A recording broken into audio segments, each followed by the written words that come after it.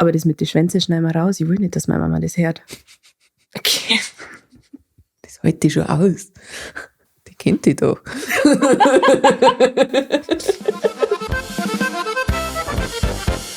Wellensittich-Stammtisch. Wellensittich-Stammtisch. Wellensittich-Stammtisch. Wellensittich-Stammtisch.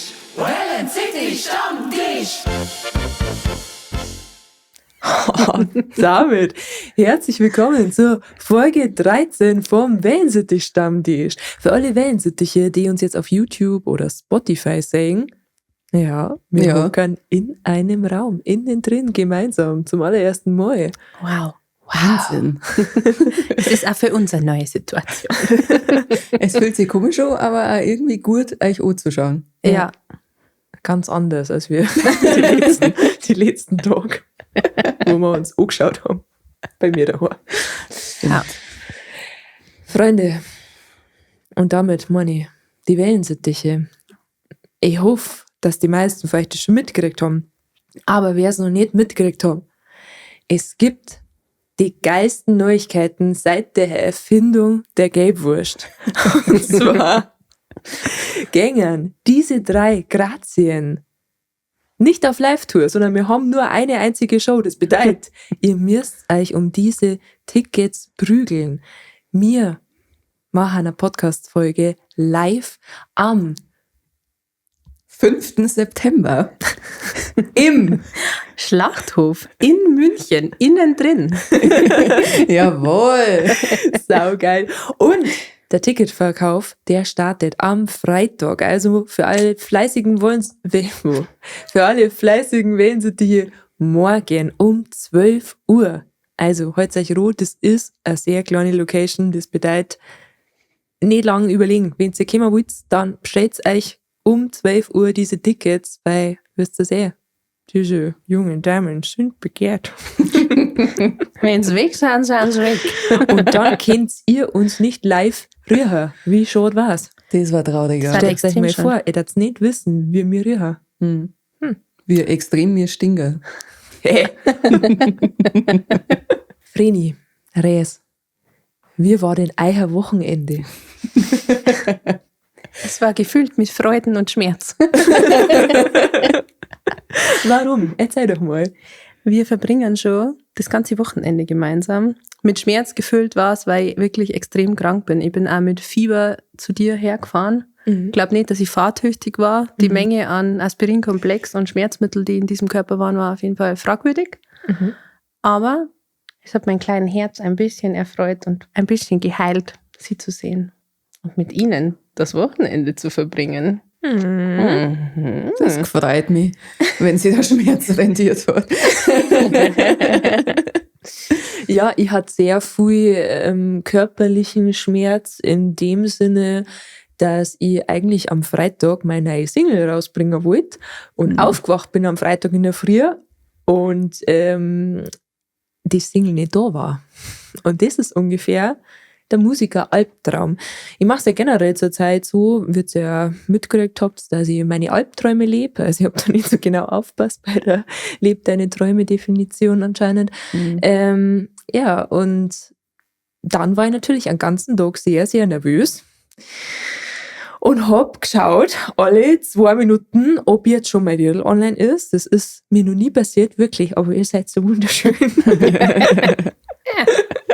Nein, es war tatsächlich das erste Mal. Es gab einfach ein technisches Problem mit meinem Vertrieb und ich hab's nicht mitgekriegt. Ich hätte einfach nur mal nachschauen können, aber ich habe nicht nachgeschaut, weil es halt schon seit 6 Jahren einwandfrei funktioniert.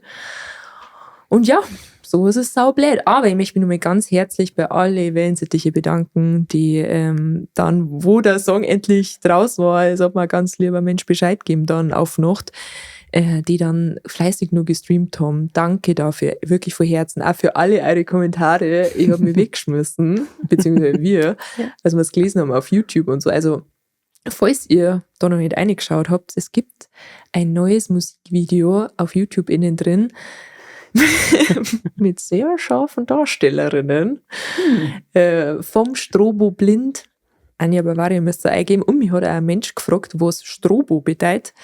Das ist das Licht auf Festel und in Diskos, das wo einen epileptischen Anfall bei manchen Leuten auslösen kann. Also falls ihr da gefährdet seid, schaut bitte auch nicht das Musikvideo, weil das kommt da auch drin vor. Das ist quasi dieses Blinklicht. Genau, und wenn man da sehr lange reinschaut, dann wird man auf jeden Fall blind. Ja. Das ist korrekt. Ja, Aber schön. Veronika, wie war dein Wochenende? Wie hat es dir gefallen? Also ich habe jetzt vor lauter Schmerzen verzeiht. Ich habe eigentlich keine Schmerzen gehabt. Ich bin gern zu euch gefahren. Wir haben am ersten Abend die Schmerzen ein bisschen wegtrinken müssen. Ja.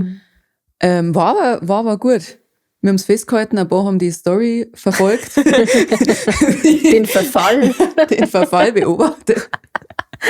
Was ein Getränk nach dem anderen mit uns gemacht hat. Ja. Aber es war gut.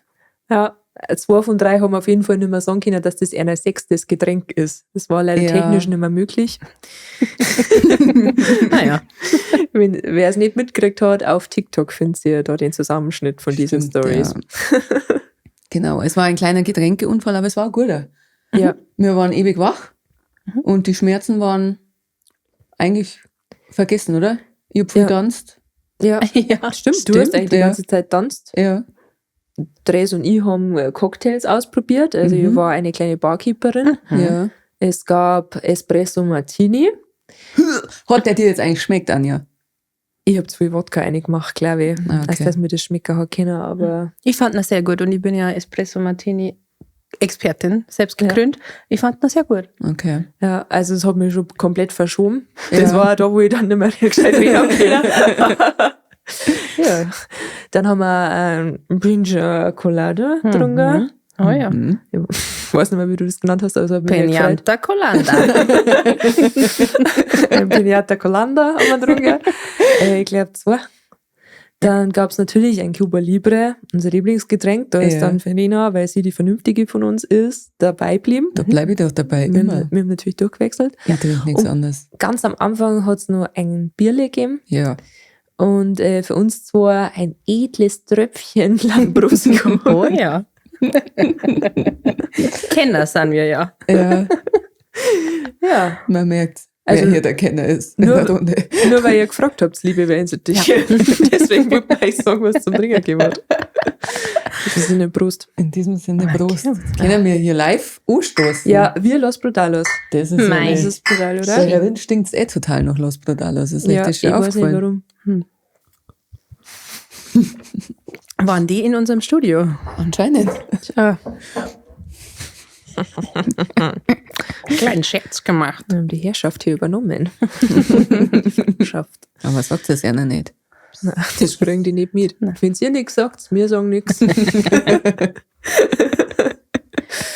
Ach ja, schön. Und wie ging unser Wochenende weiter, Rees? Waren wir im Swingerclub? Das fragen sie die Wellensittiche. Ja. Haben wir deinen Traum erfüllt? Nein. Warum Nein. nicht? Und ich frage mich auch, also hasst ihr mich? Warum? Was muss man denn hier machen, damit man mal ins Swingerclub ausgeführt wird? Was soll ich noch da? Ich schleppe mich hierher, meine müden, alten, kranken Knochen, Ja. weil mir Fasching im Swingerclub versprochen worden ist. Was kriege ich? Ja, wir müssen jetzt einmal zur Rese der Verteidigung sagen, dass wir schon eine falsche Fährte gelegt haben letzten Sommer. Vreni und ich, ohne dass wir es gewusst haben, weil sowohl Verena als ich haben eine Ananas-Deko in unserer Wohnung. Und Rese hat gesagt, jetzt kommt's mal, warum du das erkannt hast, Ja.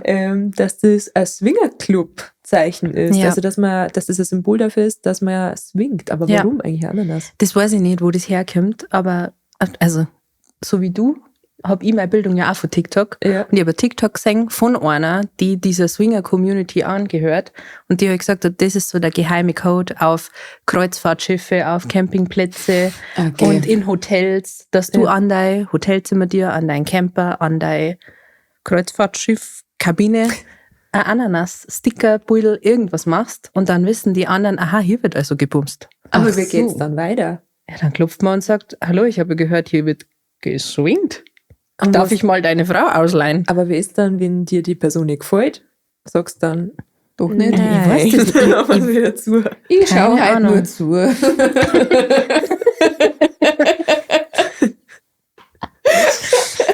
Ich weiß nicht, keine Ahnung. Aber du willst ja doch nicht zuschauen dann. Nein, das kommt drauf an. Wahrscheinlich nicht. Ich weiß nicht.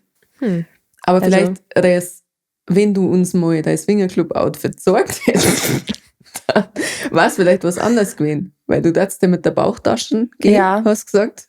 Und es haben übrigens auch sehr viele Wellensittiche, sowohl in Privatnachrichten als auch in Kommentaren gefragt, was denn jetzt in deiner Bauchtaschen ist. Tja, liebe Wellensittiche, der wär's wohl zum Schlachthof kommen müssen. Und wenn's Glück habt, habe ich da mein Swingerclub-Outfit an. Und wenn's noch mehr Glück habt, verrate ich euch, was in meiner Bauchtaschen drin ist. Also ihr merkt, es wird ein buntes Programm. Das wird Unterhaltung für Jung und Alt. Aber es wäre gut, wenn ihr eure Eltern nicht mitnimmt. Es Nein. ist schon schlimm, nur dass wir unsere vielleicht mitnehmen. Ja, Ja. ja, macht das nicht. Die werden sich extrem für uns schauen. Aber wir haben schon gesagt, wir nehmen dann so Mickey Maus Kopfhörer mit, die wo sie dann immer aufhocken müssen, wenn es dann wieder, naja, ihr wisst es eh. Wenn wir über den Swingerclub reden. Ja. Ja. Aber jetzt rede ich erstmal nur über unseren Samstag, liebe Ja, bitte. Wellensittiche. Nämlich haben wir ein sehr spätes Frühstück zu uns genommen, ein sehr schönes, ein sehr ausladendes spätes Frühstück. Es hat Waffeln gegeben, es hat Avocado-Toast mit Ei gegeben und Lachs. Es hat viel Obst gegeben und viel Gemüse. Geile Erdbeeren. Ja. An die habe ich noch ein paar Mal gedacht, war sehr gut. Und dann haben wir uns eigentlich einen recht gemütlichen gemacht. Es ist am Abend dann noch mal kurz ein bisschen hochgekocht, die Stimmung.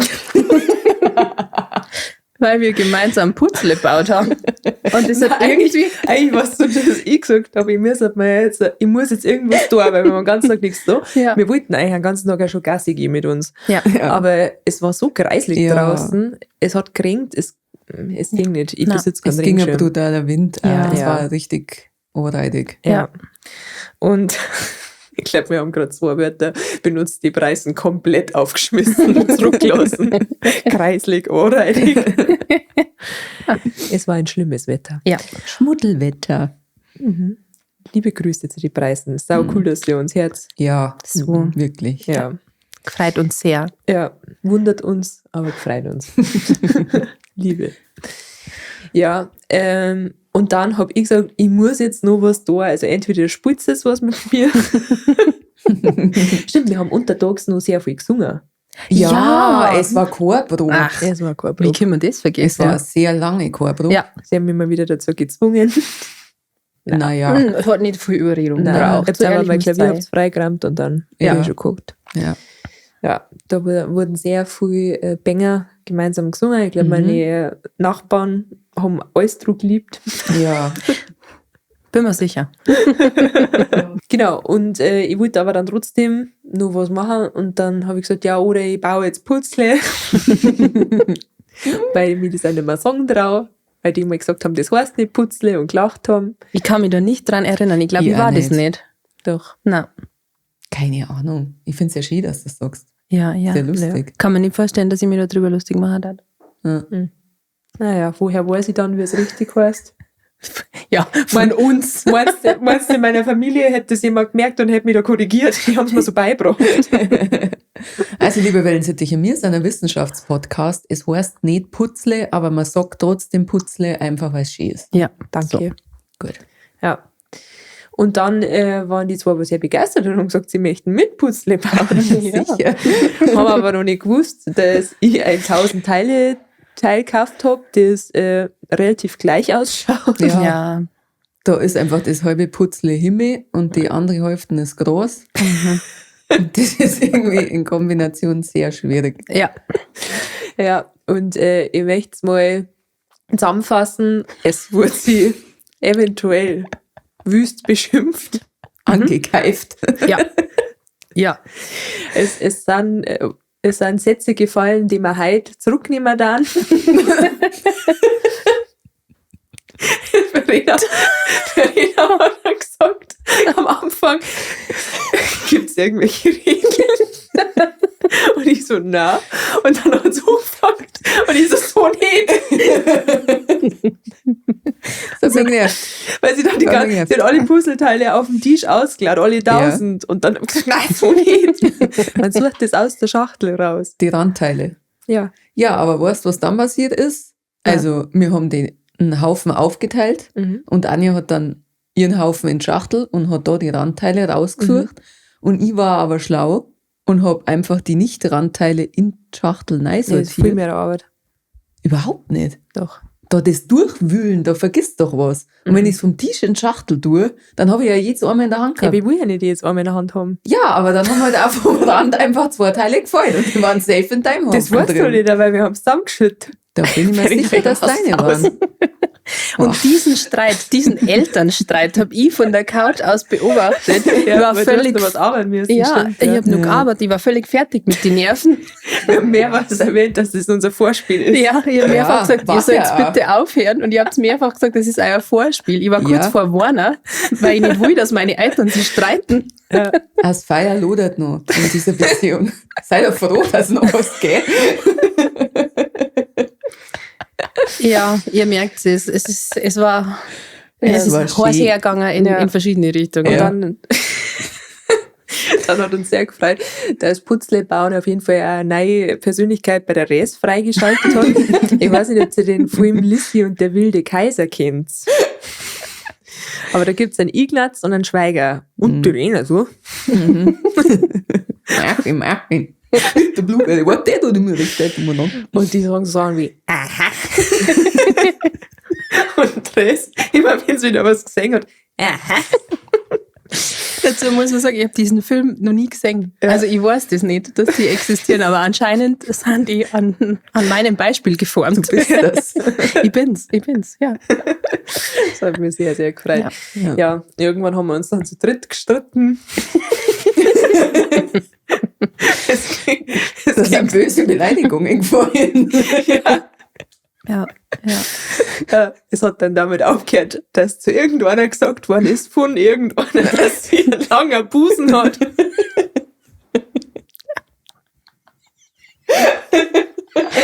Worauf in dem im langen Busen gesagt hat, dass das nicht einmal gelungen ist, wenn man sie ohne BH, man darf sie ja weiten Ausschnitt nach vorn beugt über ein Putzle.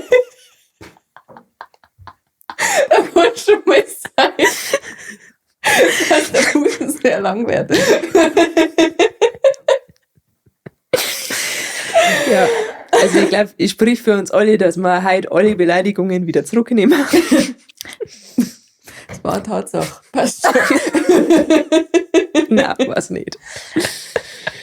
Ich nehme nichts zurück, weil ich habe keine Beleidigungen ausgesprochen. Du hast nur gedealt. Du warst der Ja, Dealer. eher weil ich die Puzzleteile verkauft.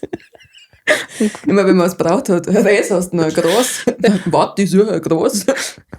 So war ich zu euch. Ja. Und was habe ich gekriegt? Du hast- Beleidigungen. Kann ich sie für dieses Teil begeistern?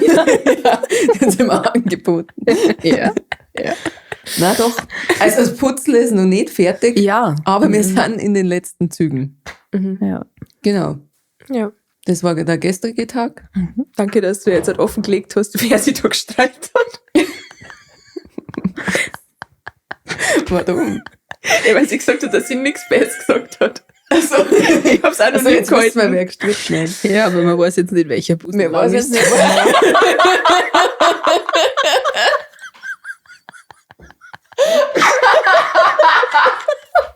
Ich glaube, da können wir uns beruhigen, es sind alle. In diesem Raum sind nur lange Busen. Ist so. Naja, es ist so fies über das lang bezeichnet. Ich wollte nur sagen, was wir heute gemacht haben. Ja. Heute waren wir beim Schlittschuhfahren. Genau. Das war auch schön. Das war sehr schön. Da hat ein kleiner Bub dann Dres und Vreni ausgelacht, weil... Der hat mit uns gelacht. ja, Ja. Da bestehe ich drauf.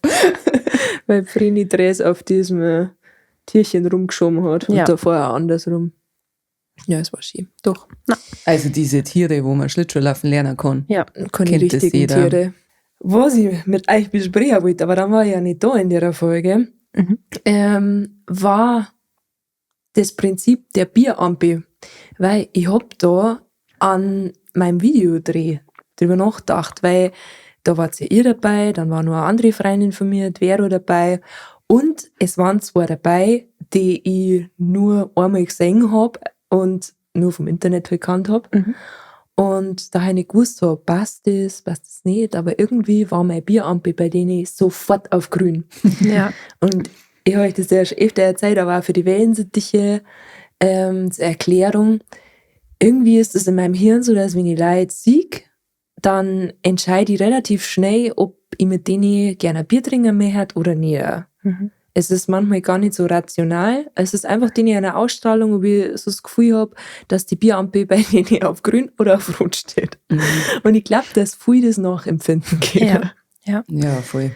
Und deshalb wollte ich euch mal fragen, bei was steht denn bei euch sofort Bierampel auf grün? Reis? Also, mir ist bei denen zwei, die bei deinem Videodreh dabei waren, sofort so gegangen. Die waren so offen und sofort so lustig und am Start und haben gleich, also die haben gar keine Hemmungen und auch keine, weiß ich nicht. Ich bin, wenn ich neue Leute kennenlerne, schon erst immer ein bisschen schüchtern und zurückhaltend und so waren die gar nicht. Ja. Und da habe ich mir gedacht, du bist cool. Mit dir haben wir heute auf jeden Fall, oder mit euch haben wir heute auf jeden Fall einen guten Abend. Ja. Also solche Leute, die einfach sofort offen und lustig sind, da bin ich auch. Und wo auch auf ganz natürliche Weise irgendwie überhaupt keine Distanz da ist. Also wenn man gleich so ist, wie man ist, wenn man auch gleich so seine Witze schießt und so, das finde ich ist einmal so ein Indiz, wenn man merkt, dass der Humor halt matcht und dass man eben sofort weiß, irgendwie von der Ausstrahlung her und so, da kann ich meine Witze auch raushauen. Das versteht die Person und die ist dann auch nicht beleidigt oder so, sondern oder die setzt reagiert einen dann drauf. gleich. Ja, genau. Also wenn man sich gegenseitig also hoch pushen kann und das einfach sofort passiert. Ja, das habe ich ja schon mal gesagt, dass ich das liebe, wenn man auf Schmarrn mit Schmarrn reagiert und nicht sagt, das war gerade nur Spaß. Ja. Also, ich hätte schon checkt, ich hätte jetzt auch was rausgehauen. Ja. Das liebe ich, wenn man so ewig lang einfach nur Scheiße labern kann mit einer Person. Das ist einfach immer sympathisch. Ja. Oder so. Manchmal kann ich aber gar nicht sagen, manchmal ist auch rein schon vom Äußeren her, dass mein Bierampel zum Beispiel auf Rot steht. Ich weiß gar nicht, ob es beim Äußeren auch, also manchmal auch sofort auf Grün steht. Ich glaube, das hat Schwierig was mit zu sagen. Ausstrahlung zu Ja. tun, Ja. oder? Ja. Oder auch mit so, keine Ahnung, was für Aura Ja, das kann diese sein. Person umgibt. Was da einfach für Vibes sind. Jetzt haben wir alle Fremdwörter rausgehauen. Ja. Vibes, wie der Opa immer gesagt hat, die gibt mir gute Vibes. Ja, und was halt auch echt wichtig ist, also was für mich halt auch ein Teil vom Humor ist, den ich gerne mag, ist so Selbstironie. Die Ja. man kriegt. Die Person kann über sich selber lachen, Ja. die macht einen Witz über sich selber. So, keine Ahnung. Das ist einfach was mit solchen Menschen, wo ich Zeit verbringe, mit solchen Leuten, wo ich vorgehe. Und auch, was mir einmal sehr positiv auffällt, ist, wenn Leute nicht lästern. Also Ja. wenn die sehr positiv über andere Leute sprechen, zum Beispiel, das finde ich sau Ja. sympathisch. Wenn jemand kommt und gleich ständig schimpft und Ja, und der und der und der und der. Und wenn eine Person auch irgendwie zu viel über andere Leute schimpft, dann denke ich mal irgendwann dann auch, dass die Person vielleicht das Problem ist. So. Wenn alle anderen scheiße sind, dann bist vielleicht du das Problem. Ja. Aber Ja. keine Ahnung. Ja. Gibt es sonst noch was, wo Bierampel bei euch auf grün steht? Hast du noch was, Vreni? Bei positive Leute halt einfach. Also wie du jetzt gerade gesagt hast, es gibt ja also Menschen, mit denen redest du und die verzeihen da nach 3 Minuten schon, wie schlimm das ist. Oder die Leute heutzutage, die sind ja alle mi. Ja.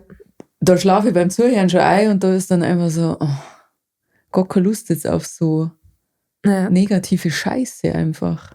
Ja, ich glaube, mich kann man auch optisch, ist mir jetzt gerade was eingefallen, mich kann man kriegen mit irgendeinem Band-Shirt oder so, das ich feiere. Boah, ja. Ja. Also wenn jetzt, keine Ahnung, jemand, weiß ich nicht, ich mag das eigentlich nicht sagen, weil ich will nicht, dass mich jemand manipuliert, okay? Aber wenn jetzt jemand ein Shirt von Leute hat, die ich sehr gern anhöre, oder Comedian oder so, die ich gern mag, dann da ich mir denke, okay, ich glaube, wir haben eine Grundlage, wir werden uns verstehen. Ja. Dialektmatch bei mir. Ja, Wenn ich her, wie die reden. ja. Nur bayerisch oder egal welcher Dialekt? Konkretes Beispiel habe ich jetzt nur für Bayerisch eigentlich. Ich finde es immer schön, wenn man zum Beispiel irgendwo im Urlaub ist oder weit weg von daheim und dann hörst du wen reden, der Bayerisch redet. Dann bist du doch gleich. Echt, das mag Na, ich gar dann möchte nicht. ich der Weg Abstand. Ja. Das kommt drauf an, wo ich bin. Ja, okay. Okay. Wenn ich jetzt im hinterletzten Eck von irgendeiner Landschaft in der USA bin, wo ich seit 150 Kilometer keinen mehr getroffen habe und dann steht einer in der Brauerei und redet Borisch, dann bin ich doch gleich. Echt? Oder? Das ist was anderes, wie wenn ich am Gardasee bin und her, dass jemand Deutsch redet. Da denke ich mir, oh, schnell weg. Ich bin in Italien echt schon ein paar Mal auf Englisch angeredet worden von Leuten, die Deutsch reden. Echt? Ja, echt so. Ah. Aha. Aber mir ist am Gardasee auch mit meiner Cousine mal passiert, die hat halt angeheiratete andere Wurzeln. Und dann haben Deutsche uns gesehen und haben dann auch gesagt, oh, die zwei, die daherkommen, die haben gleich gedacht, so ungefähr, dass wir jetzt nicht Deutsch verstehen, weil so ungefähr von der Optik her. Und dann haben wir auch hinterher Servus. Das finde ich ja weird. Aber ich glaube, das passiert einem schon manchmal im Urlaub, wenn man, also darf mir jetzt nicht am Gardasee passieren, aber ich war mal 3 Monate unterwegs. Und da bist du es dann schon gewohnt, dass du die ganze Zeit über Leute reden kannst und die halt nicht verstehen. Ja. Und dann muss man echt aufpassen, weil Deutsche sind ja überall. Ja, Und früher oder später triffst du ja jemanden. Jetzt sagst du selber leider. Mir geht das immer so, wenn ich dann Deutsche her, dann denke ich mir, mein Gott, es müssten die überall sein. Ich bin selber Deutsche. Ja, im Urlaub hasst man das total. Ja, Farina und Jen ja nicht. Ja, ich denke gerade drüber nach. Ich glaube, Ja, dein es kommt Urlaubsbeispiel einfach drauf an. war vielleicht einfach schlecht gewählt, wenn du jetzt auf irgendeiner Party bist oder so und das sind lauter Preisen und dann redet einer Borisch. Ja, genau. Dann kriegt der einen kleinen Sympathievorschuss, Ist so. weil es der eigene Dialekt Das ist. habe ich Das auch, geht wenn auch nicht ich- so. Ich telefoniere nicht gern und wenn ich irgendwelche Leute anrufen muss und dann merke, die Person an der anderen Leitung hat einen leicht eingefärbten bayerischen Akzent, dann rede ich halt auch so, weil dann versteht man sich gleich besser. finde Ja. ich. Ja. Das bringt schon viel Sympathie. Und jetzt haben wir es ja schon ein bisschen angerissen, aber was sind so für euch die klassischen Bierampe auf Rotpunkte? Jetzt mal frei von der Leber weg, Farina. Humor, Positivität. Ampe auf Rot, Bruder. Hä? Ja, das ist wie gestern. Wo ich, oder vorgestern, wo ich gefragt habe, welche Sätze sind ähnlich wie mögen deine Ärmel beim Händewaschen nie runterrutschen, also was Positives, mögen deine Ampeln immer auf grün stehen. Und Farina so, Möchte der Blitz beim Scheißen. Na super. Ich wünsche dir die Grätze und Arsch und so kurze Arme, dass du dich nicht mehr dort kratzen kannst. ja, Okay. ja irgendwie, Ja, ich sollte vielleicht mal besser zuhören. ja, du vertraust Entschuldigung. irgendwie Sachen, Also, wann ist die Bierampe auf Rot? wenn jemand sehr positiv ist. Nein. Humor hat. Da klangt's mir. Könnt ihr es euch jetzt denken, weil was die Ampe auf Rot ist? Wenn einer sehr negativ ist. So Jammermenschen, so Schimpfmenschen. Ja, wenn man halt einfach zu Widerwurzen ist. Respe, was steht denn dein Bierampe auf Rot? Mir fällt gerade nichts ein. Was ist bei dir, Anja? Also bei mir ist die Bierampe sofort auf Rot, auch wie bei der Farina natürlich, wenn man keinen Humor hat, wenn man sich selber viel zu ernst nimmt.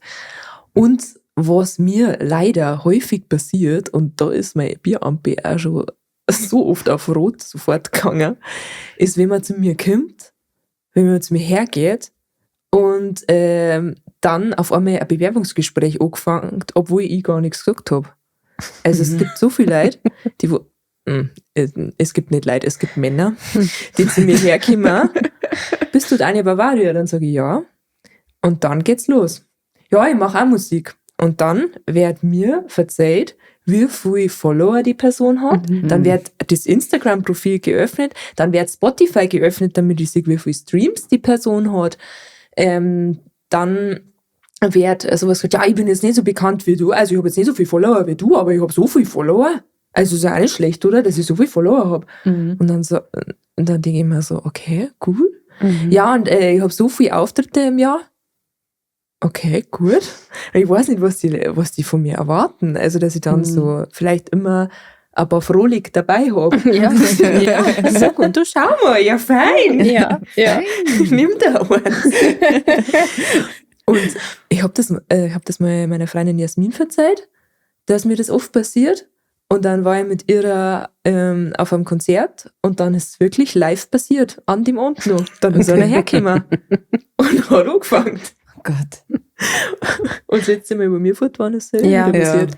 Ich frage mich da halt dann schon, was die damit bezwecken wollen. Also, dein Lob offensichtlich Ja, wollen sie kriegen, ich aber weiß nicht. also Ist das eine eigene Unsicherheit, die man da über Keine Ahnung. spielt? Keine Ahnung. oder so, hey, ich bin so wie du. Ich bin auch Musiker. Oder Ja, ich bin das ist auch, ja völlig in Ordnung an sich, aber ich finde, das soll sich halt aus dem Gespräch raus ergeben und nicht so, ich lerne die jetzt in dem Moment kennen, du hast mich Ja. angeredet und jetzt halt erzählst du mir das alles wie in einem Bewerbungsgespräch, obwohl keiner gefragt hat und du mir eigentlich gerade unterbrichst beim Saufen, meine Freundin. Ja. Naja, aber ich möchte kurz erzählen, die schönste Unterbrechung, die ich jemals gehabt habe, und da war es so, dass ich mir dachte, jetzt springen meine Freundinnen gleich dem Typen an die Gurgel. Das war schon so, also wenn Blicke töten kannten, dann war der auf jeden Fall nicht mehr gestanden. Der ist letztes Jahr zu uns beim Reitberger Starkbierfest, like wer kennt, zu uns an den Tisch gekommen. Da haben wir gerade unser Essen gekriegt, wir Mädels. Und kommt zu uns an den Tisch und sagt, ja, ob ich der Anja Bavaria bin. Das war ein älterer Typ. Und ich sag, ja. Und dann sagt er, jetzt legst du mal dein Besteck aus der Hand. Okay, wenn das, was du sagst, dann mache ich das. Und dann hab ich erst nur wohlwollend gedacht, das ist jetzt irgendwie ein Witz oder so. Und weil das glaubst du nicht oder so, dass jetzt Ja. sowas kommt. Na, weil ich so jetzt mitgehe und so ein Foto mit seinem Tisch da drüben mache. Ach so, ja, dann voll gern. Und dann sind die Hassblicke von meinen Freundinnen, die haben diesen Typ getroffen. Und er hat's nicht ganz kapiert. Man hat schon gemerkt, also er merkt schon, es ist irgendwas im Argen, aber er hat nicht ganz verstanden, was das Problem ist. So. Er ist dann auch gegangen. Ich habe dann gesagt, nämlich so, ja, gern nach dem Essen. Und dann ist er immer noch nicht gleich gegangen. Dann hast du schon gemerkt, wie es immer intensiver geworden ist bei meinen Freundinnen. Ja, es hat dann kein Foto mehr gegeben, da bin ich ehrlich. Ja, Aber ja, wenn man so charmant fragt, Ja, vielleicht war es schwierig. besser so. ja, also man kann mir ja echt immer anreden, aber das ist ja also ein Anstandsding, dass man generell vielleicht nicht anredet, wenn gerade was zum Essen gekommen ist und dann noch mit dem, jetzt legst du dein Besteck aus der Ja. Hand. Ja, Alter, das ist eher sagst du noch. mir. Ja. Bist du mein Papa Ja, genau, oder wer was? bist du? Ja, Also, ja. Und manche nicht einmal Leute, der das sagen. nein, der darf das nicht sagen. Ja, eben. Der darf mal eins geben, am Besteck. Ja. Hier, Sondern einen bitte. guten. Liebes Madel. Ja, das zu dem. Dann ist mein Bieramt, also bei dem war mein Bieramt übrigens auch sehr auf Rot. Ja. Ihr glaubt es nicht. Ja. Da war es auf dunkelrot. Dunkelrot, ja. Na, und wo mein Bieramt tatsächlich auch auf Rot ist, habe ich mir letztes Mal gedacht, ist bei Leuten, die einem ständig ein schlechtes Gewissen einreden wollen. Es gibt so Leute, also die schreiben mir was und dann habe ich halt noch nicht gleich zurückgeschrieben, weil ich es nicht gelesen habe und dann kommt schade. Ja. Und dann lies ich das erst in diesem Verlauf, wo Ja, dann schon ja. schade steht. Und dann denke ich mir schon, na, Nein. B&B ist auf Rot. Ich habe, glaube ich, alle Leute aus meinem Leben, die so sind, die wo einem ein schlechtes Gewissen machen wollen für Sachen unnötig, Ja. da wo man sich selber überhaupt nichts Besseres dabei gedacht hat und die wo dann daherkommen und du hast das und das gemacht, die habe ich alle verbannt aus meinem Leben. Da Ja, habe ich zu echt gar Recht. keinen Bock drauf. Finde ich gut. Ja. Ist da jetzt noch was eingefallen? Ja. Also bei mir ist die Bierampe sofort rot, wenn ich irgendwo beim Fortgehen bin und ich sehe da Leute, die sich über andere Leute entweder aufregen oder lustig machen. Wir haben es ja letztes Mal schon gehabt von die Ersten auf der Tanzfläche werden so ein bisschen belächelt oder Ja. Leute, die sehr viel Spaß haben oder sehr laut eine gute Zeit haben. Ja. Da gibt's dann immer Ohrgruppen, die da hinschaut und sie drüber lustig macht. Ja. Und da ist die Bierampe auf Rot und die schaltet Ja. auch nicht mehr um. Nein. Das kannst du nicht mehr wieder gut machen. Du sagst mir gerade, was du für ein Mensch bist und aus der Nummer kommst du nicht mehr raus. Ja, und das auch, ist, dass man keinen Spaß hat ja, mit dir. ja, und also sorry, stopp, da geht nichts mehr. Nein. Mit dir will ich kein Bier. Ja. Schreibt uns doch gern mal in die Kommentare, bei was bei euch die Bierampe auf Rot steht. Ja. Und ob die Bierampe bei uns auf grün Wie sehr sie bei uns auf grün steht. Das wollen wir nämlich Und gerne falls wissen. sie auf grün steht, dann wisst ihr dass die euch morgen Tickets kauft um 12 Uhr, habt ihr nicht vergessen, gell? Alter, bei alle, wo die Bierampe auf grün stellt, ihr müsst wirklich euch Tickets holen, weil Ja. wir werden gemeinsam einen Ich freue mich so. Das ist so schön. Wir werden im Wellensittichkäfig innen drin alle gemeinsam sein. Ja. Und Bier saufen. Ja, Wie und schön flattern. Ganz wild, wenn man flattert. ist. Ja. Vielleicht gibt's dann auch noch ein Schnapsal oder so und dann werden wir hier durch den Feuerring fliegen. Ja, ein Feuerring aus Emotionen. Das wollt ihr nicht verpassen. Auf keinen Fall. Und wir wollen auch nichts hören, so, oh, na, was? Ihr hättet schon Live-Auftritt gehabt, der ist jetzt schon ausverkauft. Wir haben es euch gesagt. Wir haben es Ja, euch gesagt. wir haben es euch gesagt. Und es ist auch nicht so, für alle unsere Freundinnen, die das jetzt hören, es ist leider nicht sowas, wo man dann kurz vorher nur sagen kann, Mike, gibt's jetzt dann einen Platz? Nein. Weil das ist so klar, die Location, dass wir, ich bin ehrlich zu euch, wir haben pro Person einen Gästelistenplatz gekriegt. Mhm. Und den werden wir natürlich an einen Erzeuger geben und uns die zweite Karten sogar selbst kaufen für den anderen Erzeuger. Richtig. Richtig. Damit dann ungefähr 95% von dieser Show die Mickey Maus Aufhören. aufhören müssen. Da läuft dann immer so, oder normale Kopfhörer, wo dann immer so Warteschleifenmusik. Ja, genau. Warteschleifenmusik läuft. Dun, dun, dun, dun, dun, dun. Ja. Einen kurzen Moment. Ihre Tochter ist noch eine Weile peinlich. Bleiben Sie kurz in der Leitung. Es geht gleich weiter. Ja. Wenn wir über die 3 schlimmsten und über die 3 besten Schwänze reden.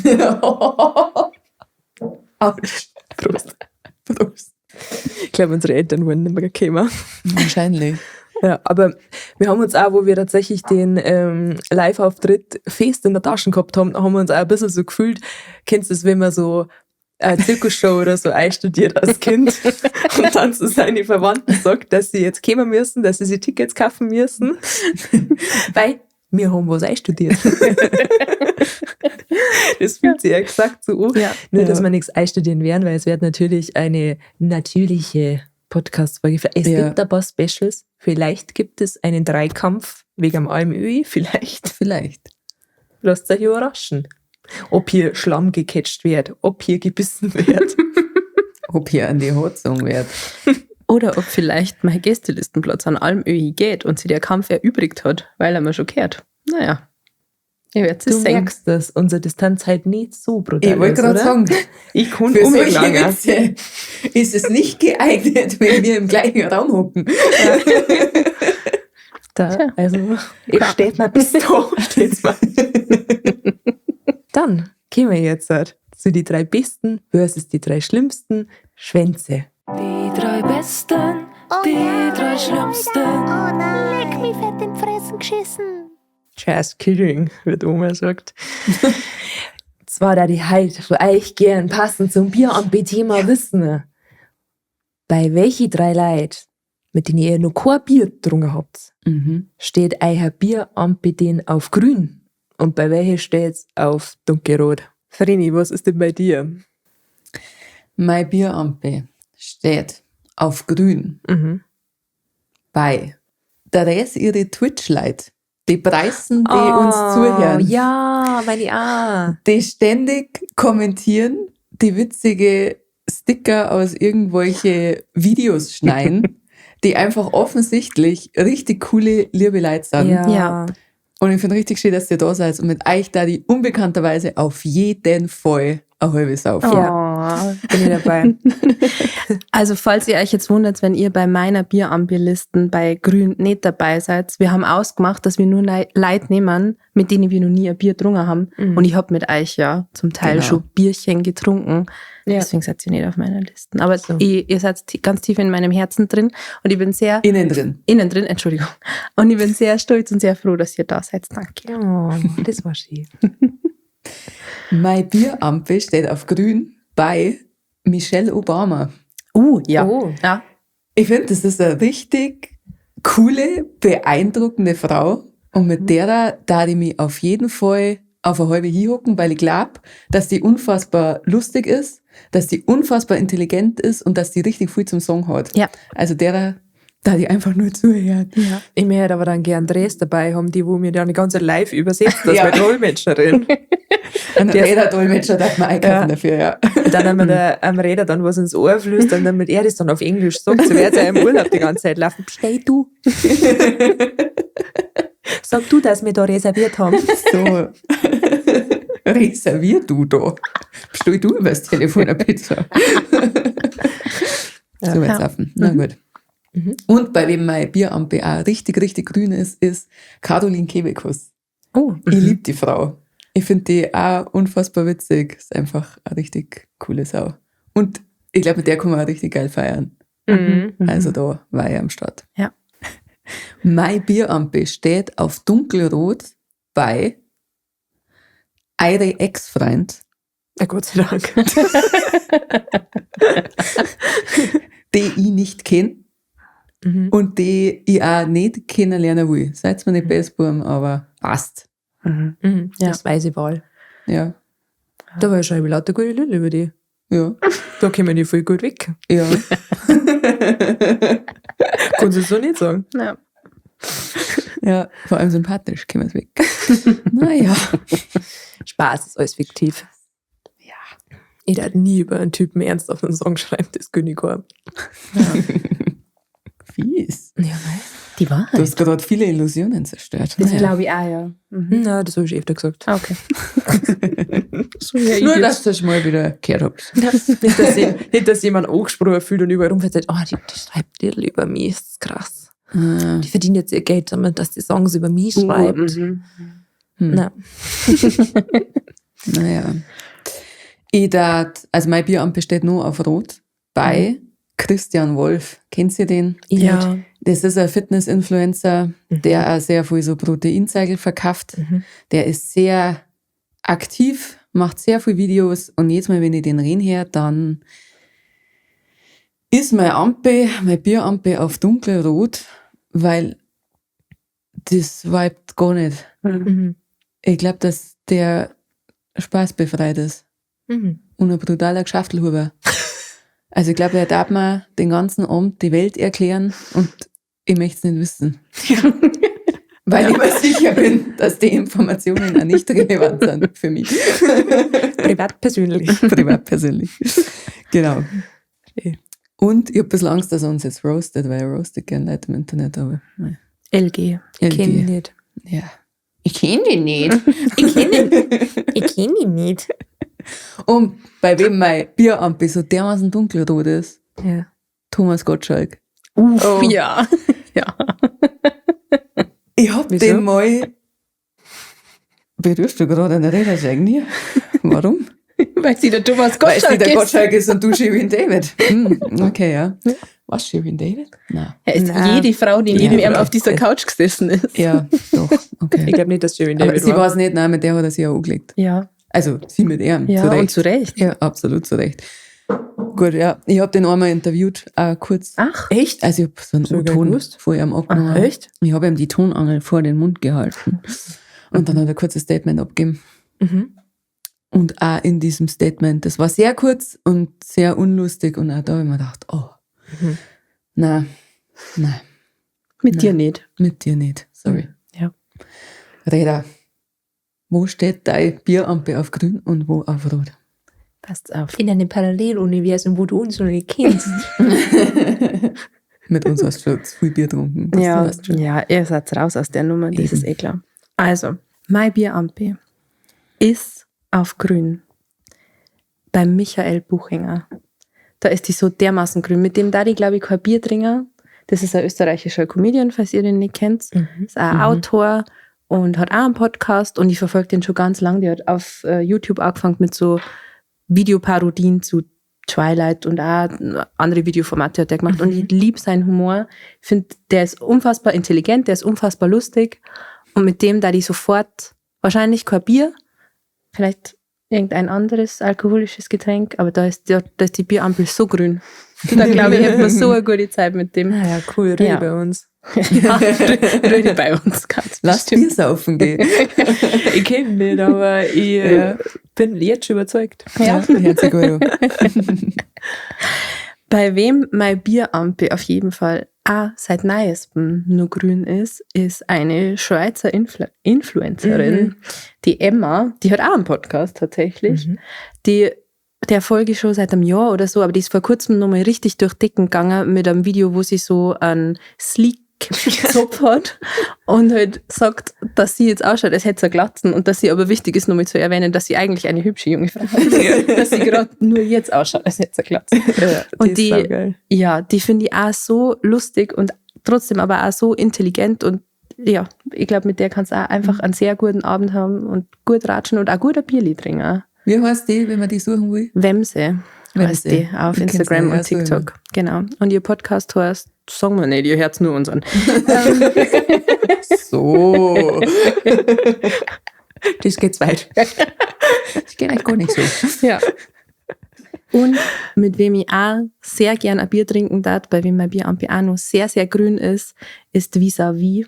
Die Bei mir. war ganz, ganz lang mein großes Vorbild, weil ich bin ja großer Deutsch-Rap-Fan und die war früher Deutsch-Rap-Journalistin. Mittlerweile hat sie nur noch ihren True Story Podcast. Nur? Ja. Jetzt haben wir einen Podcast erwähnt. Ja, Yes. jeder, über den ich rede, es tut mir leid. Ja. Genau. Und ich schaue so zu dir auf, ich finde die so bewundernswert und also mit der da ich gerne am Pfeffi trinken. Die hat früher in ihre Interviewformate immer mit die ganzen Rapper und Rapperinnen Pfeffi getrunken. Okay. Und mit der da die auch sehr, sehr gerne am Pfeffi trinken und ganz fest ratschen. Bei der bin ich erst eingestiegen, wo es die Podcasts gehabt hat. Ja, aber das, also. Aber ich liebe die Podcasts, also ich höre jede Folge. Ja. Ich höre nicht. Ihr hört das Ihr nicht. Ihr müsst ja den anhören. Aber in der Zeit, wo ihr den hört, können ja mir den anderen anhören. Wir sollen jetzt sehen, dass wir jede Folge siebenmal anhören, oder? Spaß, wir hören uns auch selber. Ja. Die ganze Zeit. Wie soll ich jetzt sonst einschlafen, wenn ich mich nicht selber rede? Ja, eben. Ich habe letztes Mal eine Sprachnachricht von der Verena gekriegt. Und sie erzählt mir hier fröhlich was und im Hintergrund läuft einfach unser Podcast. Man muss dazu sagen, es war der Tag, an dem die Folge rausgekommen ist. Ja. Und natürlich läuft dann die Folge. Qualitätskontrolle, ja. Ja, und halt auch für den Stream, ist ja klar. Ich habe dir gerade die Tür aufgemacht zum Notausgang. Du hättest einfach sagen können, ja, Qualitätskontrolle. Ich brauch den Notausgang nicht. Ich bin so frei. Ich bleibe im Feier stehen. Ich bleib dabei. Ich hör's. Feuerring. Ich hör's einfach an, Ja. damit es durchgelaufen ist. Freilich. Seien wir uns ehrlich. Als ob es die Wellensittiche anders machen würden, wenn sie einen Podcast hätten. Ist doch klar.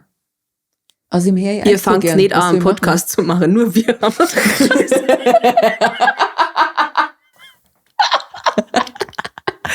Beruhigt euch. Genau, okay. Ganz ruhig. Ja, wir machen das für euch. Füße stillhalten jetzt hier. Ich hätte für mein Bierampelgrün noch ein Honorable Menschen, wie man in Spanien sagt. Bitte. Eine Honorable Menschen. Gesundheit. Okay.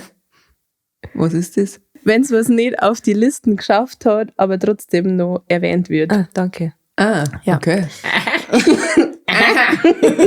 Und zwar bin ich da jetzt draufgekommen, weil du Michelle Obama gesagt hast, ich darf sau gern mit der Angela Merkel ein Bier trinken. Ich glaube, die hat auch richtig gute Geschichten zum Erzählen. Ja. Und ist auch so eine intelligente Frau. Ich glaube, mit der kannst du einfach auch über so viele verschiedene Sachen reden. Und die hat, glaube ich, den Spicy Tea.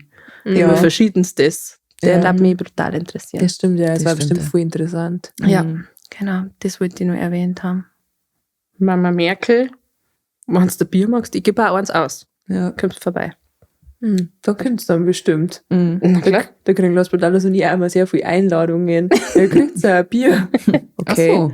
Dann mache ich am Samstagabend nichts mit meinen Freunden, sondern fahre 300 Kilometer auf eine Party zu lauter Leuten, die ich nicht kenne, weil ich ein Bier kriege. Naja. Aber Hast du du kriegst überredet? ein Bier. Ja, das stimmt. Es ist schon ein Argument. Also. Ich habe einmal eine Nachricht gekriegt, weil da ist gefragt worden, ob ich auf einem Geburtstag vorbeikomme, war halt auch 300 Kilometer von mir entfernt, an einem Samstag. Und ich hatte an dem Samstag halt keinen Auftritt. Aber meistens habe ich ja auch keinen Auftritt, weil ich irgendwas anderes in meiner Familie oder so habe. Und dann spare ich mir ja auch den Tag im Kalender und dann kann man mich da nicht buchen an dem Tag. Und dann hat die Person sehr, sehr erzürnt reagiert, als es geheißen hat, ich kann nicht kommen auf den Geburtstag, weil da steht kein Auftritt drin. Ach so. Ja gut. Also hast du ja frei, also hast du ja Zeit. Ja, gut. Dann buch mich. Vielleicht komme ich dann. Nein, aber das ist, man kann mich nicht auf Geburtstagen buchen, beruhigt sein. Nein, aber das ist irgendwie ein wilder Gedankengang, weil ihr müsst euch das mal bei einer normalen Arbeit vorstellen, liebe Wellensittiche, so, keine Ahnung, ihr seid jetzt Fliesenleger und dann möchte jemand, dass ihr 300 Kilometer weit weg zum Fliesenlegen an einem Samstagabend kommt und nichts mit einer Familie oder mit einem Freund macht. Also, ich weiß nicht, wie viel Lust ihr darauf hättet für ein Bier. Hab mal so gedacht. Das zu dem. Sehr gut. Wo steht denn der Bierampel auf Rot? Jetzt passt auf. Achtung. Achtung, Losung. Wir passen auf. Gut. Als allererst steht mein Bierampel auf Rot bei meinem ehemaligen Musiklehrer. Ich habe mehrere gehabt, deswegen ist es nicht so schlimm, wenn ich jetzt sage, dass der ein immenses Alkoholproblem gehabt hat und ich auf gar keinen Fall jemals wieder in dem seiner Nähe sein möchte und schon gar nicht mit einem alkoholischen Getränk. Es war sehr oft sehr unangenehm, wenn er mit einer brutalsten Schnapsfahne hinter dir, neben dir gestanden ist und dir erklärt hat, wie du jetzt irgendwelche Griffe an deinem Musikinstrument zu greifen hast und wenn er die dann noch nach Hause fahren wollte. Okay. Es war, also, ja. Okay. Ja, genau. Und deswegen ist bei dem mein Bierampel rot. Aber er war auf jeden Fall wahrscheinlich offen für ein Bier. Ich glaube, sein Bierampel ist generell immer grün. Also, da gibt das hin. Und da ist einfach Durchgangsverkehr. Grüne Welle. Ja. Ja, grüne Welle. Mein Bierampel ist rot bei der Heidi Klum. Und ich kann euch nicht genau sagen, was mich dazu verleitet, aber das ist auf jeden Fall eine Person, wo ich mir denke, ich glaube, mit dir ist es nicht lustig. Wenn wir jetzt an der Bar sitzen daten und jede von uns hätte ein alkoholisches Getränk vor sich, ich glaube, es war irgendwie nicht lustig mit dir. Da kann ich keine Argumente nennen, wieso, aber nur vom Vibe. Ja, Nein, ist da mein Ampel rot. gehen wir nicht. Nein, genau. Unbekannterweise, danke, nein. Also ich weiß, sie hätte wahnsinnig Lust drauf. Sag's dir oder Ja. ab. Ja, Schreib ihr einmal. Ja, sag ab. sorry. Und wo mein Bierampel dunkelrot ist, ist die Person, die mir zuletzt beim Bewerbungsgespräch abgesagt hat. Mit der, wo ich nie wieder. Kannst du die Rahmenbedingungen nochmal sagen, warum das eine Frechheit war? Wo soll ich anfangen? Also, ich habe mich bei der Person beworben in der Annahme, dass die Personal braucht. Und nachdem ich beim ersten Kennenlerntermin versetzt worden bin mit der Aussage, gerade war ich noch da gewesen, gerade bin ich gefahren, ich aber schon mehrere Minuten vor der Tür gestanden bin und Und definitiv... es wäre ausgemacht war, die Uhrzeit. Und Ja, genau. Und ich bin auch schon mehrere Minuten vor der Tür gestanden und habe gesehen, dass hier gerade niemand weggefahren ist, sondern dass hier leer ist und das Licht aus und die Tür zu. Hat es beim zweiten Kennenlerngespräch dann ganz nett gewirkt, hat alles passt. So. Dann habe ich gesagt, gut, ich darf gern auch zum Probearbeiten kommen, machen wir. Und dann hat die Person gesagt, ja, ich melde mich bei dir. Und mir dann eine Woche später zum sagen, warte mal, mir ist aufgefallen, wir brauchen gar keine Leute. Das ist so ein respektloser Zeitraub einfach. Ja. Also nur, dass du zweimal antanzt bist, Ja. das macht mich so sauer. Und dann zu sagen, du, wir brauchen eigentlich gar keinen. Der Plan Ach ist voll. so. Ja, naja, so. gut. Na, danke fürs Bescheid geben auf jeden Ja. Fall. Das war wichtig. Bisschen spät, aber gut. Aber hey. Naja, da mit ist mein dir- Bierampel auf jeden Fall auch rot bei Ja, der Person, wo genau. ich gar nicht, ich weiß nicht mehr, wie es ausschaut Unbekannterweise, ja. oder wie es Aber- heißt, aber Mit dir wollen wir kein Bier trinken, aber danke trotzdem. danke für die Einladung. Genau. Wie schaut es bei dir aus, Anja? Wen hast du auf deiner Liste? Ich möchte nur kurz erwähnen, dass wir, bevor wir das gesagt haben, was unsere Kandidaten sind, wir haben ausgemacht, dass wir eigentlich keine Politiker drauf deren. Ja. Bei die Roten, weil sonst dann uns natürlich auch ein paar einfallen. Generell. Da wo, Ja. also wisst ihr, wisst es eh. Ja. Sämtliche. Nicht nur ja. Also, mein Bierampe ist auf grün. Die hast du mir halt jetzt weggenommen, aber was ich jetzt mache, soll ich da jetzt halt jemanden Neues dazu erfinden. Bitte? Aber auf Platz 3 war bei mir auch die Caroline Kebekus. Drum hast du dich nicht gefreut. Ich hab mir schon gedacht, was schaut denn so blöd? Nein, jetzt wieder war ich. Ich hab mir gedacht, wieso schaut sie so blöd? Weil eigentlich müsstest du die doch auch mengen. Ja, Ja. Okay. naja. Ja, das Können auch ist... zu dritt ein Bier trinken. Ja. Ich hab's mir halt zu zweit vorgestellt. Ja, mein Gott. Teilst halt einmal. Ja, ich finde die einfach auch so cool. Ich glaube, es passt einfach. Also, ich feiere die eigentlich schon seitdem sie angefangen hat. Hab die auch schon live gesehen. Und ja. Und sie ist ja so eine kölsche Person. Und ich habe so das Gefühl, die Kölnerinnen und die Bayern, die verstehen sie irgendwie, weil wir sind einfach sehr, sehr heimatverliebt und verliebt in unser kleines Völkchen. Die haben so eher eine kölsche Musikszene, wir haben unsere bayerische Musikszene und ich glaube, das gibt es so in der Art im Rest von Deutschland nicht und daher, glaube ich, verstehen wir uns einfach. Wir können in uns reinfühlen, innen drin, gegenseitig. Einfach nur mental. Nicht Ja. was ich, gell? Einfach ein Kracher, die feierwütige Leute, glaube ich. Ja. Deswegen Ja, ich war matcht's ja auch. erst vor kurzem in Köln beim Feiern. Das war echt richtig cool. Ich mag die Kölner.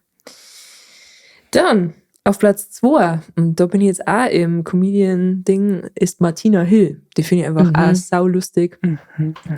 Schon allein, also das ist so eine Person, da ist mir total wurscht, was die sagen darf, weil die so brutale Gesichter machen kann. Ja. Die schaut einfach schon so lustig aus, dass mich reißen darf. Ja. Und mit der ich super gerne Bier trinken. Und auf Platz 1, mit der führe ich schon eine ganz lange Freundschaft.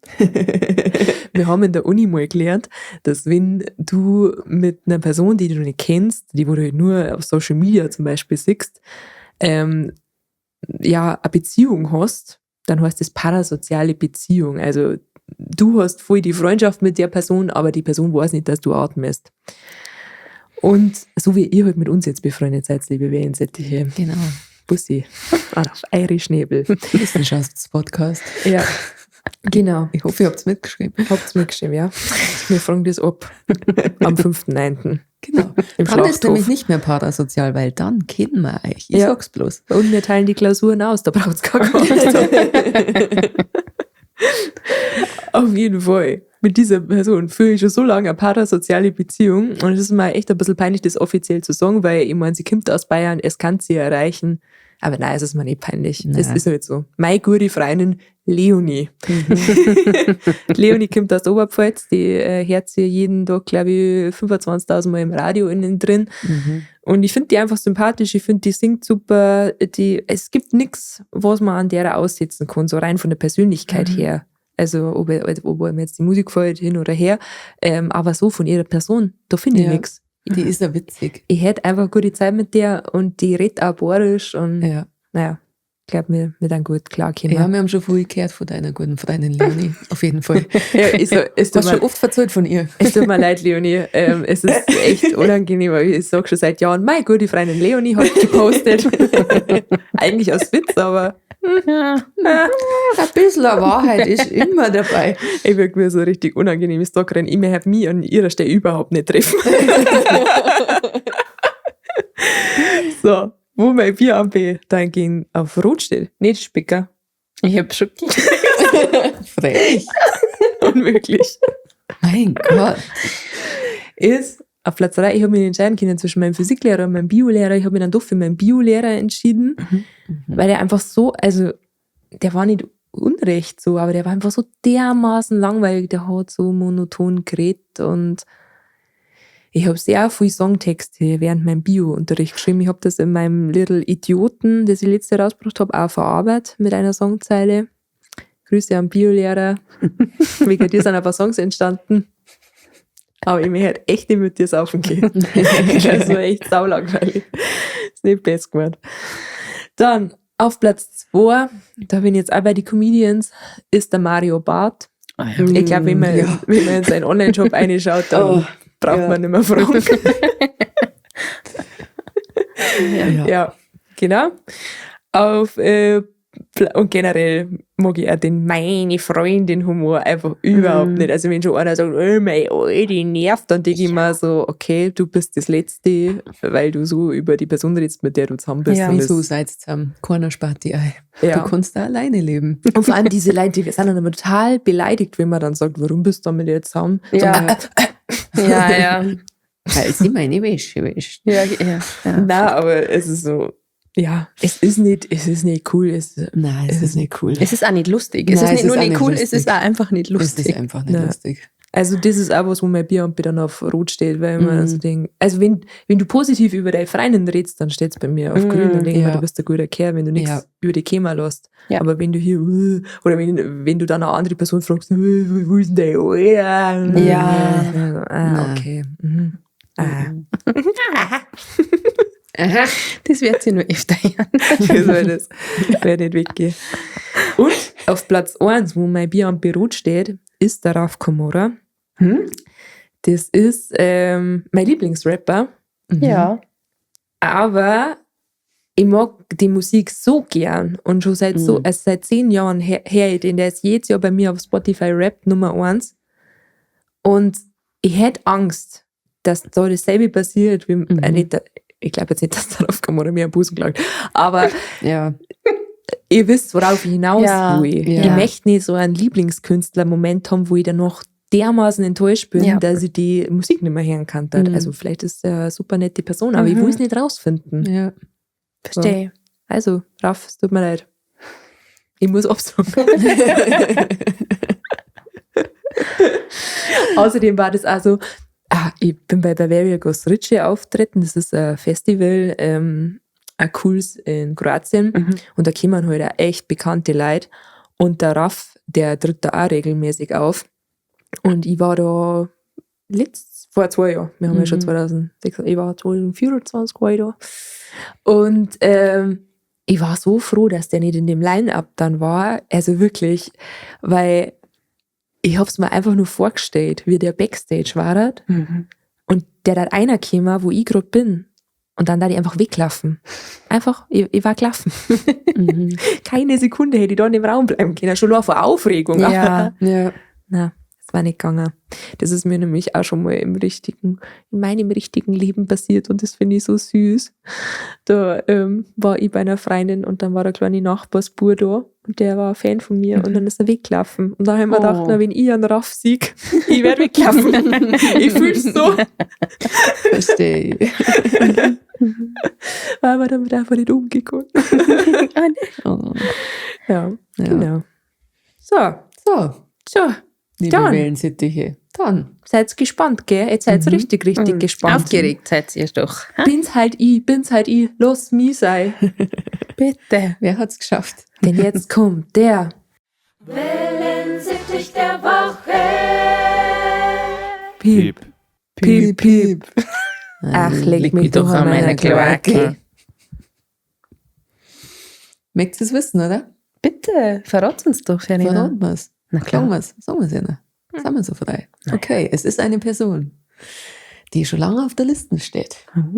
Seit Anfang an steht die auf der Liste. Oh. Und diese Woche Ah. hat sie nochmal ein paar rausgehauen. Sie hat den Aufruf von der letzten Folge gehört und hat sich gedacht, vielleicht wenn ich noch ein bisschen, bloß ein bisschen. Und sie hat es gemacht. Sie hat es geschafft. Nein. Ich sage euch, wer es ist. Ja. Nina, es bist du. Du bist unser Wellensittich der Woche. Ey! Jawohl. Nina! Nehmt euch ein Beispiel an der Nina. Sie kommentiert immer sehr fleißig. Ja. Und sie schreibt da echt witzige Sachen. Und sie wollte auch wissen, was in deiner Bauchtasche ist, Räder. Nina, kauf dir Tickets für den Schlachthof und du wirst das erfahren. Vielleicht. Vielleicht. Ich darf es nicht riskieren. Ich darf es nicht verpassen wollen. Ich sag's mal Hey, so. du machst gerade Anti-Werbung. Ich habe gesagt, ich darf es nicht verpassen wollen. Ja, okay. Du hast echt Probleme. Ja, irgendwie, also. Bei der Berliner ist den ganzen Gegenteiltag. Ladies. Nina, mir schreibt dir im Laufe des Tages eine DM, schau in deine Insta-DMs und dann gib uns gerne deine Adresse und wir schicken dir als Wellensittich der Woche Briefe zu. So gern. So gern. Danke. Danke für deinen Support. Danke dir. Und an alle anderen Wellensittiche, wir sehen euch, wir hören euch, wir lesen euch, wir beobachten euch. Sehr genau. Mit unseren Augen. Im Internet, innen drin. Korrekt. Also 40 anständig auf. Ja. Schickt's Bargeld und nächste Woche seid ihr gern. Bitte schickt's Komplimente. Das fordert unser Ego. Ja. Voll. Das Wir wollen schmeckt uns. Körnchen. Genauso wie die 5 Sterne. Und viel kapieren nicht, wie man die gibt. Ja, Da geht's ja bei Spotify, geht's ja auf unserem Podcast, dann geht's ja auf Informationen, da steht Informationen. Sag jetzt nicht, du siehst das nicht. Es steht da in der Mitte. Und dann kannst du da auf die Sternebewertung gehen, da steht so 5,0 mit so einem Sternchen und dann gehst du da drauf und dann siehst du, wie sie so Sterne öffnen. Und dann kannst du da auch 5 Sterne geben und dann machst du uns Genau. richtig glücklich, weil das schmeckt uns so gut. Vielen, vielen, vielen Dank. das gleiche geht auch auf Apple Podcasts. Da könnt ihr bei der Folge ganz nach unten scrollen. Da sind die Sterne zu sehen. Aha. Wenn ihr das jetzt, wenn ihr jetzt unseren Podcast auf YouTube konsumiert, dann lasst einfach bei jedem Video ein Gefällt mir und einen Kommentar da. Ja, Genau. Da gibt es nämlich keine Kommentare Sterne. gern. 5, schick 5 Kommentare. Wir Leute in Anjas DMs gern schreiben, schick 5 Foto. Schick 5 Kommentare. Genau. Und liked es auf jeden Genau. Fall. Und ja. Ihr dürft uns natürlich auch trotzdem auf Podigy hören. Das ist unser Podcast-Plattform-Distributor. Ja, Da kann man keine Bewertungen geben. da kann man kommentieren, aber Da kann man aber kommentieren. Und das dürft ihr sehr gern machen. Generell, Genau. Kommentare lieben wir. Egal auf welcher Plattform. Instagram könnt ihr uns auch folgen. Wellensittich-Stammtisch heißt man da. TikTok könnt ihr uns auch folgen. Wellensittich-Stammtisch heißt man da. Schreibt uns gern einen Kommentar. Oder auch mehrere. Vielen Dank. sehr gut. Dann gehen wir jetzt so zu eurer Lieblingskategorie ganz schnell, und zwar die Liebesbriefe. Liebesbriefe. Leidenschaft, Sex, Gefühle, Holde Maid, könnten Sie diesen Schwanz in Ihre 3 Besten aufnehmen? Danke, liebe Grüße, Horst. Liebesbriefe. Und zwar war ich mit der Mountain Crew, einer österreichischen Band, in der Sauna, aber zu einem Videodreh. Ich gerade schon, hey. Und da waren ungefähr 50 andere Leute noch dabei. Und sie haben da einer little, wie viele Hände hat der Oktopus? 100.000 Hände performt. Kennen vielleicht ein paar von euch. Ja, genau. Und sie haben mich gefragt, ob ich da auch vorbeischauen will. Und ich habe Zeit gehabt, deswegen bin ich vorbeigekommen. Und dann haben sie mich da relativ weit vorn platziert. Eh klar. Ich meine, wisst ihr sehr. Ja. Und haben dann, sie haben mich nur weit platziert, weil ich die einzige Person war, die sie kannt haben privat. Und haben dann ein Video auf Instagram und auf Facebook gepostet, wo sie dazu geschrieben haben, wer kennt die Frau im grünen Bikini, die ich war. Und da gab es einiges an Feedback. Also es haben mehrere hunderte Leute geschrieben, dass ich das bin. Grüße an euch, Pussy. Ihr seid scharfsinnig. Ja, aber es kam auch anders nettes Feedback und das haben wir euch jetzt gern vortragen. Der Tom schreibt, braucht man nicht kennen solche. Sandy, asoziales Gesocse einfach nur. Peter, Dschungelcamp-Kandidatin. Albrecht, warum hat der Kerl einen Bikini an? Ja. Ja. Conti, meine Ex. Jetzt gern. Johnny ist anscheinend ein Freund von mir. Gangbang-Sauna. Janik, irgendeine Prostituierte. Da hat er sich gedacht, die schicke ich ab.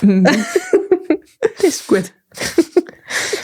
Der andere schreibt, wieder so eine Insta-Tussi, die genau weiß, wo sie zufällig stehen muss, um Support zu kriegen. Support habe ich nämlich gekriegt. Und zwar folgenden. Von Michael, denke irgendeine Ho. Der Isklar 2000, erst einmal brutaler Name. Der Isklar 2000 schreibt Gangpang-Party. Vor allem Gangpang. Ja, Gangpang-Party. Was machst du auf Gangpang-Partys? Ja. Während der Leiterschuss. Ja. Der nächste. Kannst in Hamburg in dem Milieu mit der roten Farbe genug davon finden, Bro? Weil ihr müsst wissen, eine Frau im Bikini, das geht zu weit. Ja. In einer Sauna. Na. Pfui. Das haben auch sehr viele angemerkt, weil da dass geht das man nackert rein. unhygienisch ist. Das ist unhygienisch. Ja, Sabine. Ja. Aber es ist ein Video im Internet. Und wenn ihr da nackert waret, dann müssten wir eine Bezahlschranke einführen.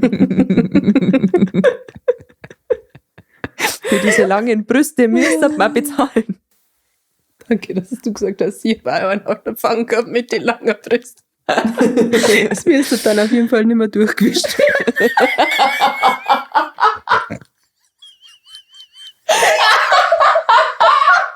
Da gibst du mir einfach so kleine Vorlappen. So runde. Ja. So Untersetzer, die haben wir da drauf spaxen und dann haben wir fein durchgewischt.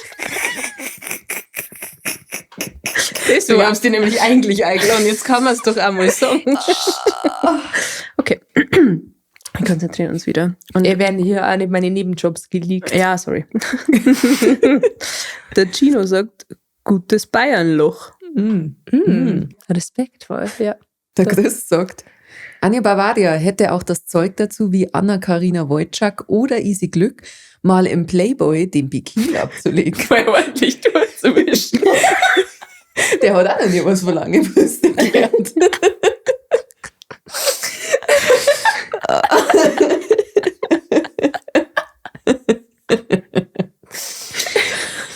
Ja, der Zapp schreibt, fragst für einen Freund?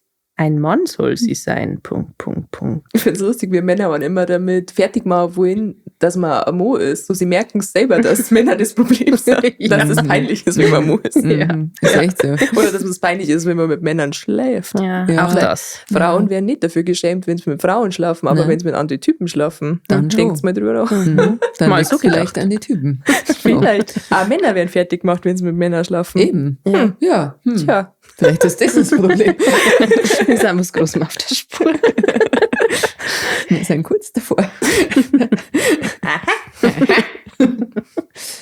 Zum Abschluss schreibt der Joker, ist das nicht die, was vor 2 Wochen beim Gangbang dabei war? Was haben die mit dem Gangbang? Ich weiß nicht, wo du die drum treibst. Wenn du wieder mal keine Zeit für uns hast. Naja. Naja, Ja. und kein Auftritt.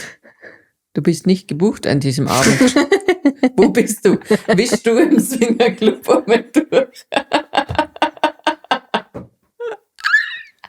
Ja, schon lange mal wieder durchgewischt. Ja, eventuell hat der Räder in seiner Bauchtasche zum Beispiel auch diese kleinen Topflappen für meine Brüste, weil die müssen durchgewechselt werden. Okay. Die saugen sie schnell voll. Ich glaube, es ist Zeit. Oder? Liebe Leute, Freitag um Wellensittich. 12 Uhr, liebe Wellensittiche, gibt's Tickets für den Schlachthof Wellensittich Stammtisch live. Wir haben Kauft was euch die einstudiert. Tickets. Wir haben was einstudiert. Wir lieben's, euch kennenzulernen und dass ihr da kommt. Der Ticket-Link ist auf Insta und TikTok in unserer Bio. Und auch wenn ihr unsere Insta-Story verfolgt und so, kennt ihr, wir verlinken das alles. Ihr Ja. könnt da draufklicken. Ansonsten, wenn alle Stricke reißen, ging's auf die Website vom Schlachthof. Unter Veranstaltungen, Tickets findet ihr es genauso. Freitag 12 Uhr, wir zahlen auf euch. Und danke, dass ihr dabei sein wollt. Wir küssen doch eure Schnäbel. Für euch. Tschüssi. Holt's Maul. Halt die zurück. Ich halt die zurück.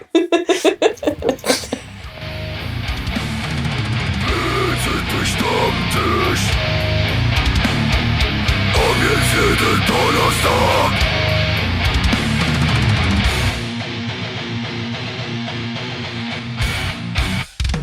Also na, sowas hörst du nicht. Voll Teufel, schalt aus das Klump jetzt.